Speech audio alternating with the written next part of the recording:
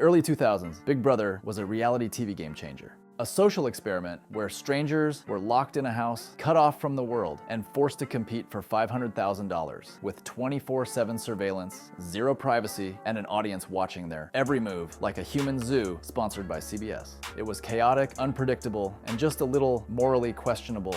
America couldn't look away. But over time, something started to change. The gameplay got safer. The casting got shinier. The show started acting like it had something to lose. At first it was subtle, a small tweak here, a weird edit there. But eventually the show that used to thrive on chaos started to feel completely controlled. And that's when things got boring. I said I wasn't sure what I was going to do because every day, I swear on my mother's life I said that. And Big Brother, once the most voyeuristic, unfiltered show on TV, turned into a strategically edited sleepover with confessional cams. Let's rewind a bit.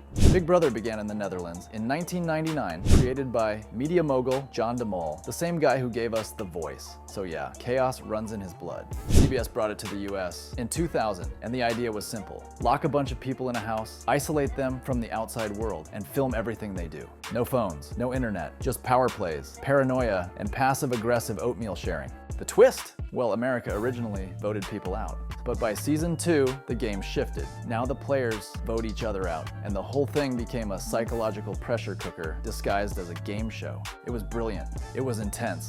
And at its best, it was one shady diary room confessional away from becoming the Hunger Games Indoor Edition. What made it so compelling was how raw it felt. There were no flashy edits, no background music swelling during dramatic moments, just people cracking under pressure in real time. Viewers didn't just watch the game unfold, they lived it with the house guests, obsessively tuning in to live feeds like it was a national sport. Big Brother wasn't just entertainment, it was an interactive social experiment where fans became armchair strategists, dissecting every whispered alliance and passive-aggressive kitchen conversation. For a while, Big Brother was peak summer television. You had alliances forming, blindsides happening mid-toast, and betrayals that felt personal. It was like high school. If high school had HOH rooms and sponsored competitions involving slime and corporate branding, seasons like All-Stars, BB6, and BB10 gave us actual strategy, iconic players, and diary rooms that didn't sound like TikTok captions. Dr. Will literally lied to everyone's face with a smile and invented manipulation as a strategy.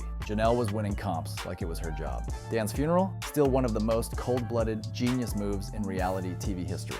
It was messy, it was smart, it felt like a game. Now, it feels like a casting call for Love Island that accidentally booked the wrong house. What made the golden era shine was that nobody played it safe. Players took risks, flipped alliances midweek, and crafted long game strategies that viewers still analyze to this day. There was a sense that anyone could win if they played hard enough, lied well enough, or charmed just the right jury member. It was compelling, unpredictable television where even the so-called floaters could become legends. And speaking of casting, let's talk about the decline. In the early seasons, you had weirdos, strategists, nerds, gym rats, people who actually wanted to play the game. Now, it's just a parade of wannabe influencers, half of whom were clearly picked based on how good they look holding a protein shaker. Everyone says the same thing. Epoca is a game and I'm not here to make friends. Cool. Then stop crying because someone didn't invite you to a hot tub alliance meeting. The newer casts are bland. No one makes moves. No one wants blood on their hands. They play safe, talk in vague metaphors, and treat the game like it's a brand-building retreat in yoga pants. And the irony? Half of them end up becoming TikTok influencers anyway, even though they contributed absolutely nothing to the game. We're at a point where casting isn't about who can win Big Brother, it's about who can sell teeth whitener on Instagram 2 weeks after eviction. Strategy has been replaced with clout chasing, and the audience can smell the desperation from a mile away.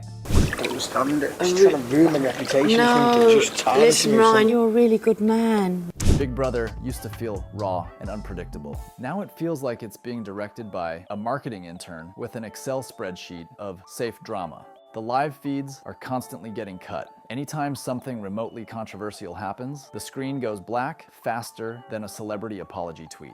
And the edit? It's so polished, it makes the show look like a sitcom with trust issues. You know what's wild? They have 24/7 footage, and somehow the actual episodes still feel like they're missing half the story. It's like watching a trailer for a show you'll never fully see. At this point, the diary rooms are more scripted than a Marvel press tour. Contestants go in, deliver their quirky one-liner, and leave like they just finished reading off a cue card. The overproduction isn't just annoying, it's insulting.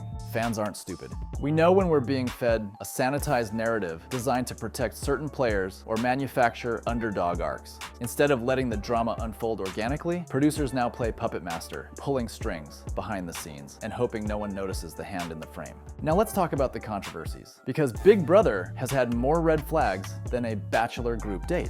We've seen racism, homophobia, bullying, and microaggressions all caught on live feeds and somehow edited completely out of the episodes. Contestants have said slurs, ostracized other players, and made offensive comments, and the show's solution? Pretend it didn't happen and push a lighthearted pool montage instead. Remember the BB21 race scandal? Or how BB15 turned into an HR department's nightmare fuel? The internet noticed, the fans noticed, but CBS? They issued a vague, "we do not condone" statement and moved on like it was a minor wardrobe malfunction.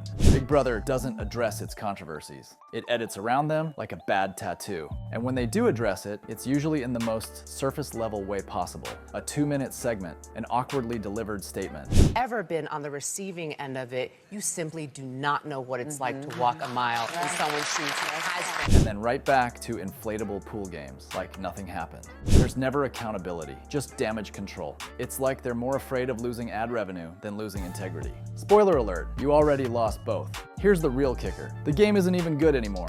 Social strategy? Dead. People form massive alliances on day 2, coast through the season, and evict the one person who's actually playing because they're too much of a threat.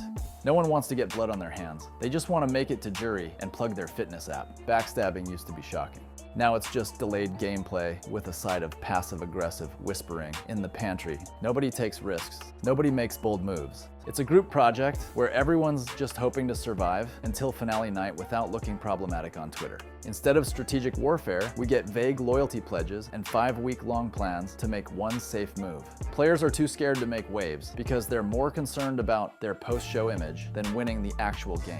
And let's be honest, when everyone plays not to lose, nobody wins, not even the audience. Even the fans have started clocking out. Reddit threads are full of people begging for a casting overhaul. Twitter lives off, mocking the show mid-episode. And the live feeds, once the crown jewel of Big Brother superfans, now mostly show people napping, or making protein shakes, or vaguely flirting without any chemistry. There's no payoff, no surprises, and no one to root for, because everyone's playing like they're afraid to accidentally become a GIF. The show used to give us legends. Now it gives us brand-safe filler contestants waiting for their FabFitFun sponsorship. Even the diehards who once watched every feed, every comp, and every Sunday, Wednesday, Thursday triple header have started asking, why bother? The excitement is gone, the stakes feel fake, and even the live eviction episodes feel like going through the motions. When your core fan base would rather rewatch Dan's funeral on YouTube than tune in live, you know the show's in trouble. Big Brother sucks now because it lost its edge. It traded social warfare for sunscreen and safety. It swapped manipulation and mind games for vague alliances and mood lighting. The cast got boring, the gameplay got lazy, and the live feeds are more censored than a 1950s dating guide. The show's not evolving, it's regressing into a heavily edited, overproduced loop of awkward competitions and corporate-approved drama. Big Brother used to be a game. Now it's just summer content. And the only person really watching 24/7 anymore is a CBS lawyer with a mute button. Until they fix the casting, the gameplay, and stop treating the audience like we have short-term memory loss, Big Brother will keep being the ghost of a better show.